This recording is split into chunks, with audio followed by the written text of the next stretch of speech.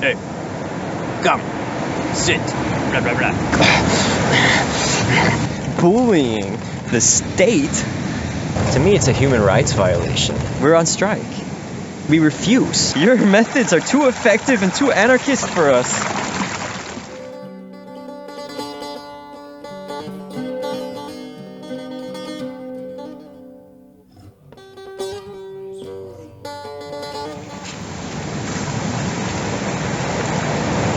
You know, I'm living here among these olive trees. It's nice fresh water. You know, commercialism is boring.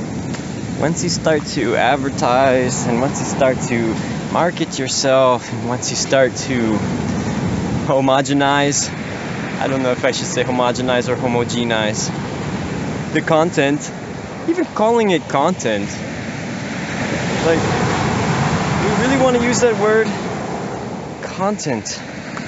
It sounds very marketing. It sounds really drab. I mean, this is something that we already have so much of around, right? We're saturated with it, so we feel like if we don't overproduce something, it won't be valid, it won't be good. But many of the things that I've created that are really underproduced have a deeper impact with people. I don't need to spend 100 hours perfecting some video clip. I don't need to make hundreds of edits. I don't need to have a perfect intonation in my voice. I don't need to play every note correctly. I don't need to speak every word correctly. I can have asymmetry in my face. I can have stains on my clothes and on my body. It doesn't really matter, because I think what people are attracted to with the more raw performances and productions is that they're sincere. I think people are more attracted to sincerity, right? Like, technique is something that can be mastered by anyone with a lot of time. And oh yeah, someone spending a lot of time on something is super impressive. But that doesn't mean that it's gonna be very good, actually. I mean, it can be very good technique, technically very good, but will it be interesting? I was working as a teacher for a number of years, and one thing I noticed about teaching was when I was working with the script and I had my lesson all planned out, that the students really didn't want to listen. They were bored. They even said, "Teacher, why are you reading off the page? What are you reading? Why are you following that? This is boring." They're not interested in scripts. What they liked was the extemporaneous things, like when the students would come in the classroom and I wouldn't even pay attention to them, and I would begin drawing some cartoon picture on the blackboard, well, on the whiteboard, or even like a smart board, but I think the whiteboard is the best, even though it's kind of wasteful with the markers. But whiteboard was really nice, and I would draw pictures all over, and then make some maths problems. When I would just like improvise, especially with teaching mathematics, you know, I found that if I was making up problems out of my head that I didn't know the answer to, the students were way more interested to try to solve them, because, well, they might get the answer before I got it. And it happened where they would get the answer correctly and I wouldn't, or, you know, I had to face the fact that some of them at least were more sharp than me. I was teaching a couple different groups. I was teaching groups in the kindergarten through 5th grade.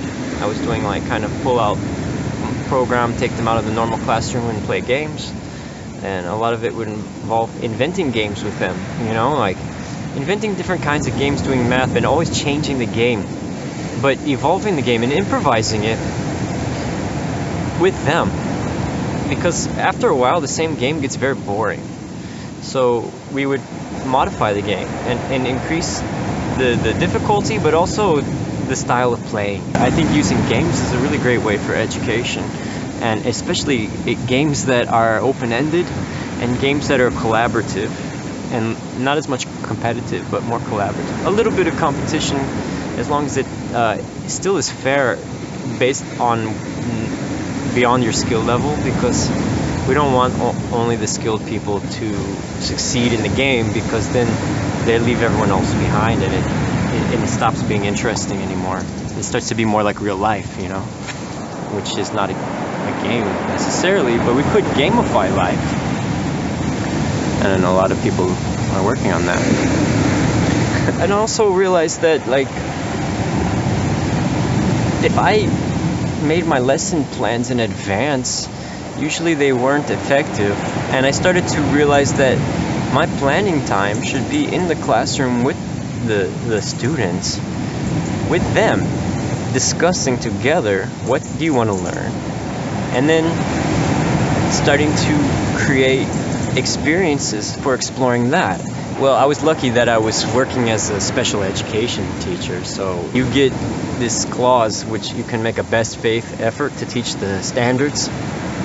And these standards are really, really annoying, because they're slowing down the education process by forcing people to put everyone in an age band and have a certain criteria of development that everyone's held to, which is super not fair. I mean, if a young person has their menstruation when they're 10 years old, or if they have it when they're 18 years old, doesn't mean that one of them is more advanced than the other, and we shouldn't use that as a criteria for evaluating and judging them.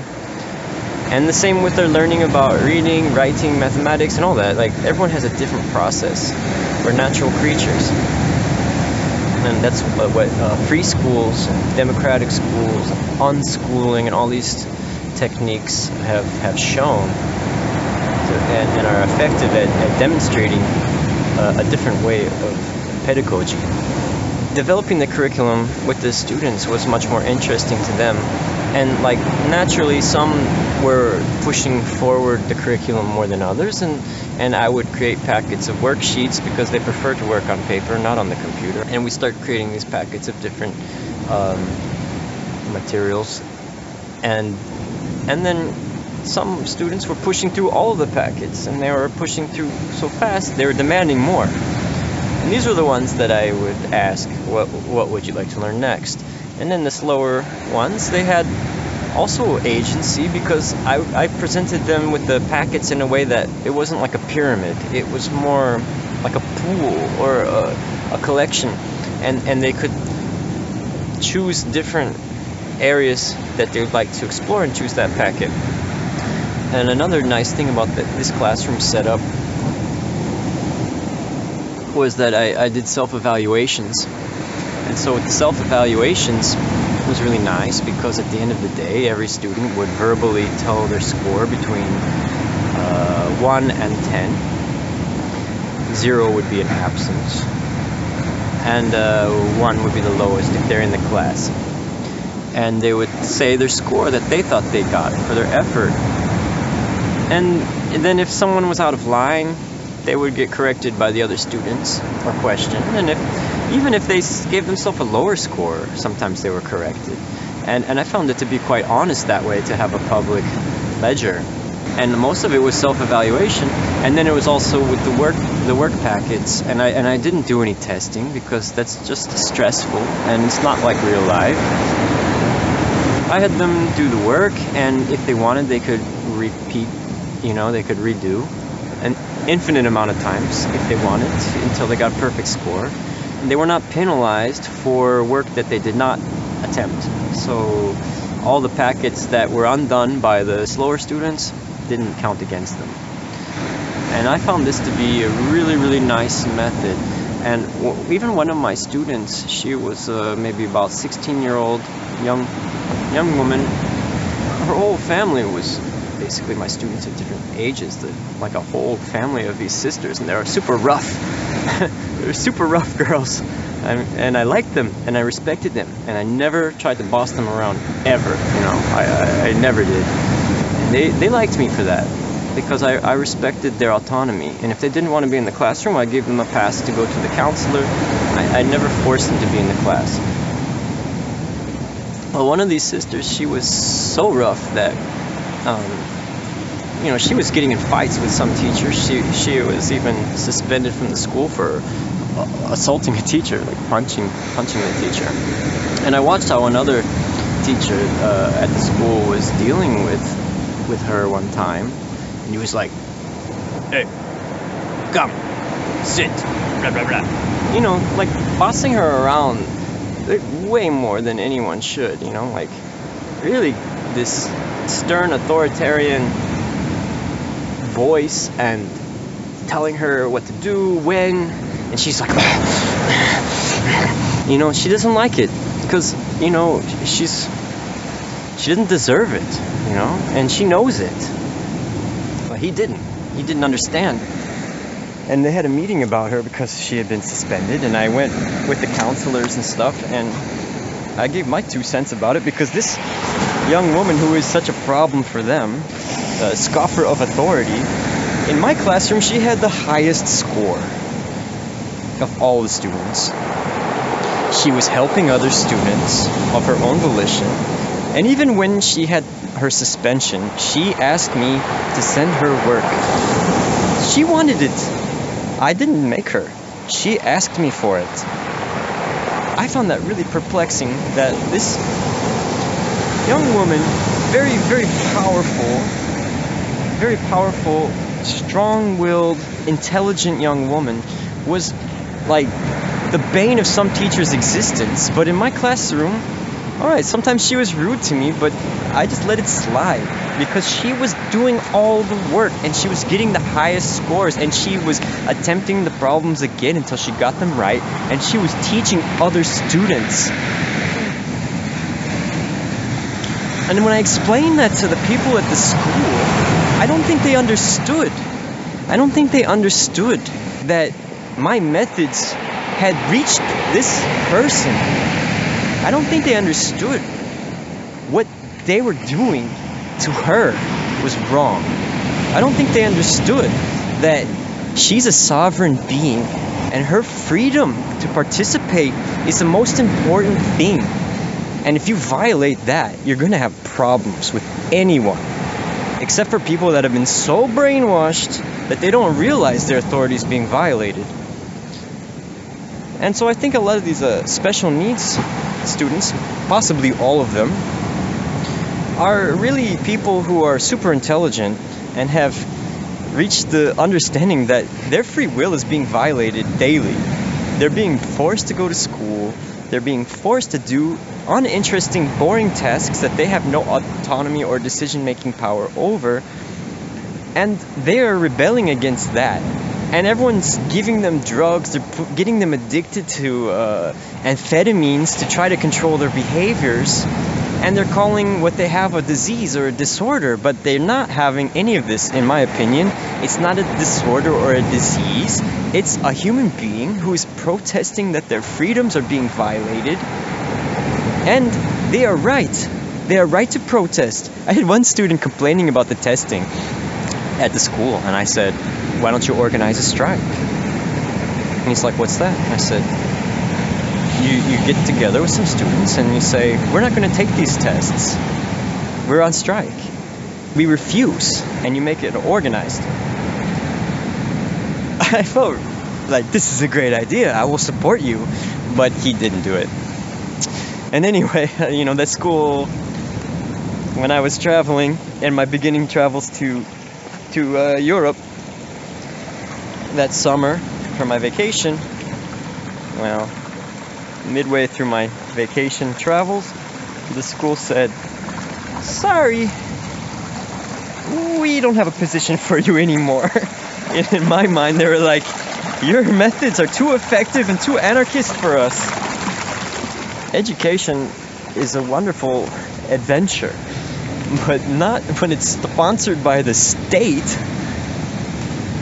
and not when it's holding captive young, ripening minds and force-feeding them a certain version of history and a certain kind of authoritarian, dictatorial classroom with all of these hierarchies and structures that they must obey or be punished. I mean, the school really is like a prison. You have no choice to go to school. You're forced to. You have no choice of what you learn. And you have no choice when you learn. And you have no choice whether you stop or start, or if you can talk to your friends.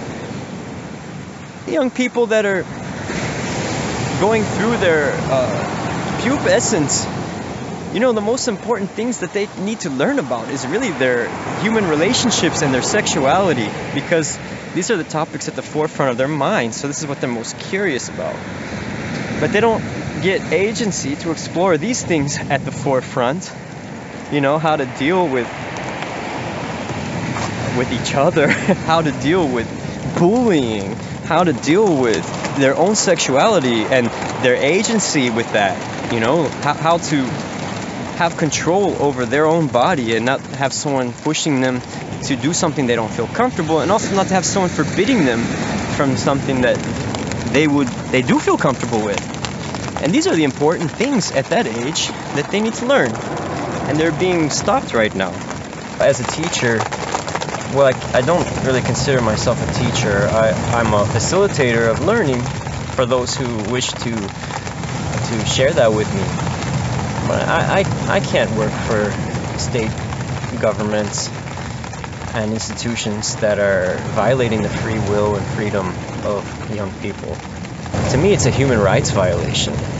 Maybe that sounds extreme to say that, but I think it is a human rights violation to force young people to wake up at a certain time and go to a place against their will possibly to study and learn things that they have no decision-making power over. This is a human rights violation. I really see it like that. You might disagree. And okay, you can disagree. But what are your arguments? I mean, think about it. If someone just forced you to go somewhere against your will, this is already violating your human rights. And then they're forcing you to do activities and to be under the command of someone else without your own discretion, without your own choice. When we put it in that way, you wouldn't want me to come to your house in the morning, wake you up out of bed even if you're not ready. If you're late, you'll be punished.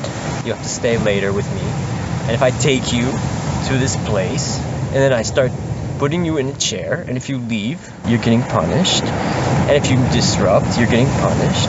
And then I'm going to tell you all kinds of things, like why I have a right to do this to you, and why you should get used to it, and why the whole history of our society is based on people following orders from others, bossing them around, people who they don't even like, people who they don't even respect, who didn't earn respect. And that's like half of the what I'm doing is indoctrinating you, and the other half is forcing you to do like super boring tasks that are really outdated and not related to what you're interested in. And if you start to work on what you're interested in during the other times, you'll be punished.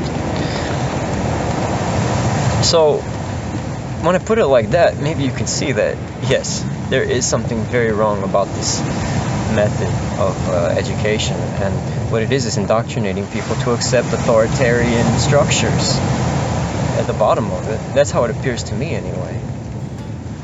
Alright, you might disagree, maybe you do agree. Let's talk about it more. I'm curious to hear what you think. Alright, thanks for spending time with me if you made it to the end. Blessings.